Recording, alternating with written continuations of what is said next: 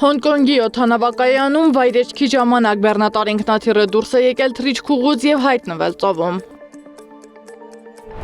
Միացյալ Նահանգների նախագահ Դոնալդ Թրամփը հայտարարել է, որ իր երկիրը մեծ հարգանք է վայելում Պեկինում և շուտով Չինաստանի նախագահ Սի Ցզինփինի հետ հանդիպման ժամանակ կհասնի ֆանտաստիկ գործարքի։ Միացյալ Նահանգների նախագահն այս հայտարարությունն արել է այն բանից հետո, երբ Պեկինը հայտարարել էր, որ ընդլայնում է հազվագյուտ հանածոների արտահանման վերահսկողությունը։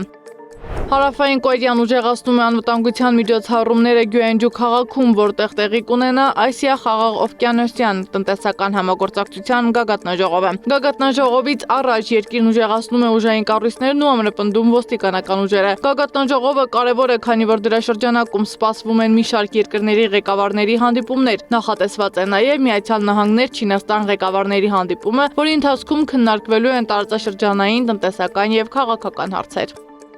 Աշխարհում նվազում է նավթի գինը։ Վերջին 5 ամիսներին նավթի գինը հասել է ամենացածր արժեքին $61։ Ըստ միջազգային մամուլի պատճառներից մեկը համաշխարհային պահանջարկի անկումն է, մասնավորապես ԱՄՆ-Չինաստան առևտրային լարված հարաբերությունների ֆոնին։ Իսրայելի ազգային անվտանգության նախարարը հայտարարել է Գազայի դեմ նոր պատերազմ սկսելու մտադրության մասին։ Պատանները վերադարձել են, հիմա մենք պետք է վերադառնանք մարտական գործողություններին, կրկին պատերազմ մղենք, հայտարարել է Բեն Գվիրը։ Սադամ Մակարյան, ABC Media։